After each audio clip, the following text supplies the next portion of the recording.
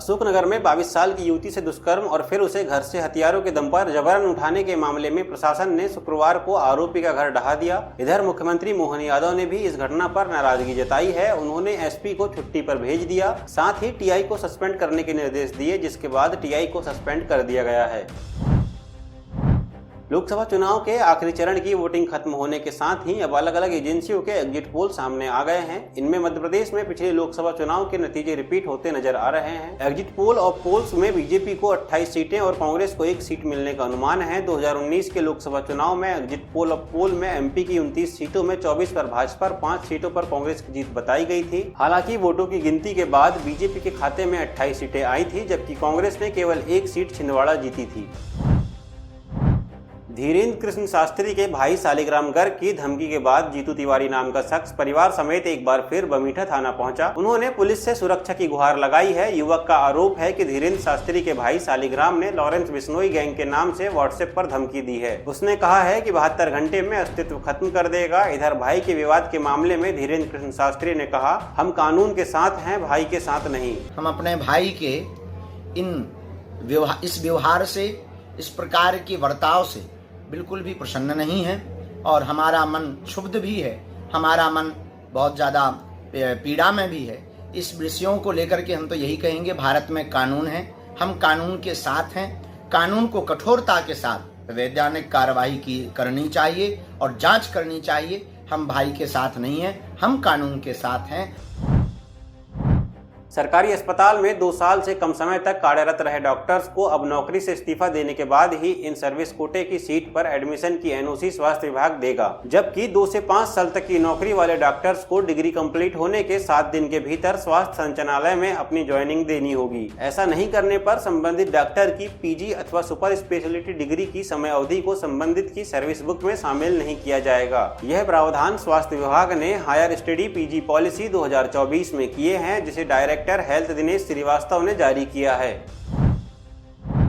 ऐसी कुछ वीआईपी सीटें हैं जिन पर चुनाव परिणाम आने के दिन तक यानी 4 जून तक लोगों की नजरें टिकी रहेंगी। सबसे पहली सीट है छिंदवाड़ा लोकसभा सीट। पूर्व सीएम कमलनाथ का गढ़ है छिंदवाड़ा और यहां उनके बेटे नकुलनाथ चुनावी मैदान में हैं। दूसरी सीट है राजगढ़, जहां से पूर्व सीएम दिग्विजय सिंह ने चुनाव लड़ा है। तीसरी हाई प्रोफाइल सीट है गुना शिवपुरी लोकसभा सीट, जहाँ से ज्योतिरादित्य सिंधिया चुनावी मैदान में है। इसी तरह विदिशा लोकसभा सीट की भी खूब चर्चा है, जहाँ से पूर्व सीएम शिवराज सिंह चौहान चुनावी मैदान में ताल ठोक रहे हैं। झाबुआ लोकसभा सीट से पूर्व केंद्रीय मंत्री कांतिलाल भूरिया कांग्रेस के झंडे को थामकर चुनावी मैदान में हैं। रीवा, सीधी और ग्वालियर लोकसभा सीट को भी स्थानीय समीकरणों की वजह से हॉट सीट माना जा रहा है।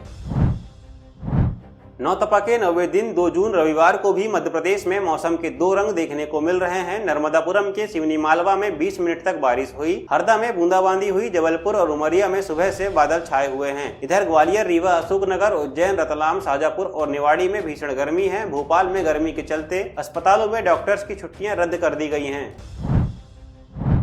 जबलपुर मर्डर को पुलिस ने रिक्रिएट किया, जिसमें कई चौंकाने वाले खुलासे हुए हैं। आरोपी मुकुल ने पूछताछ में पुलिस को बताया, राजकुमार विश्वकर्मा और उनके बेटे तनिष्क की हत्या के पहले और बाद में उसने नाबालिग से रेप किया था। नाबालिग के विरोध करने पर उससे मारपीट भी की थी। फरारी के दौरान होटल और ट्रेन में आरोपी ने 38 बार किया। नाबालिग ने भी की बात स्वीकार की है। तो इसमें शारीरिक संबंध बनाने की बात आई है घटना के दौरान, पहले हत्या के बाद। जी घटना के बाद और ब्लड वगैरह साफ़ करने के बाद उन लोगों ने ऐसा किया है, उसकी भी साक्ष्य मिले हैं।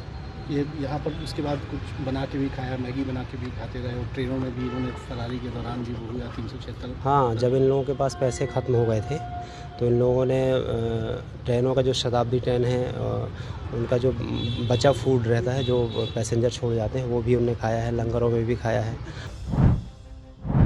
लोकसभा चुनावों के एग्जिट पोल में बीजेपी एनडीए को फिर बहुमत मिलता दिख रहा है। मध्य प्रदेश में 2024 जैसी तस्वीर बन रही है, यानी एमपी की 29 लोकसभा सीटों में से 28 पर बीजेपी की जीत और 1 सीट पर कांग्रेस की जीत के आसार हैं। पूर्व सीएम दिग्विजय सिंह ने तमाम न्यूज चैनल्स के सर्वे पर सवाल उठाए हैं। दिग्विजय सिंह ने एक्स पर लिखा, राजगढ़ लोकसभा क्षेत्र 3 जिलों में फैला हुआ है, राजगढ़, गुना और आगर मालवा। अगर किसी टीवी चैनल को यहाँ एग्जिट पोल करना था तो उसको तीनों जिलों में अपने लोग भेजने थे। इंडिया अलायंस ने मध्य प्रदेश में बीजेपी को 7 सीटें मिलने का दावा किया है। राजनीतिक विश्लेषकों के मुताबिक छिंदवाड़ा, राजगढ़, रतलाम, झाबुआ, मंडला, मुरैना, ग्वालियर और खरगोन लोकसभा सीट पर कांग्रेस काफी मजबूत स्थिति में है। हालांकि राजगढ़ और छिंदवाड़ा में जीत के प्रबल दावे किए जा रहे हैं, लेकिन एग्जिट पोल अगर सटीक साबित होते हैं तो कांग्रेस के कई दिग्गज नेताओं को हार का सामना करना पड़ सकता है। मध्य प्रदेश में परिवहन विभाग के 47 अंतर्राज्यीय बैरियर पर आज भी 24 घंटे बस, ट्रक और अन्य व्यावसायिक वाहनों से अवैध वसूली की जा रही है। सीएम के निर्देश पर विभाग ने 22 फरवरी को आदेश निकाला था कि बैरियर बंद कर गुजरात मॉडल लागू किया जा रहा है, लेकिन 3 माह बाद भी आदेश का पालन नहीं हुआ है। इसके पहले भी विभाग 2 बार ऐसे आदेश निकाल चुका है। अब भी 47 में से 16 प्रमुख बैरियर पर औसत प्रतिवाहन 1500-2000 रुपए के हिसाब से रोजाना करीब 8 करोड़ रुपए की वसूली की जा रही है। मासिक देखें तो यह आंकड़ा 240 करोड़ से भी अधिक है।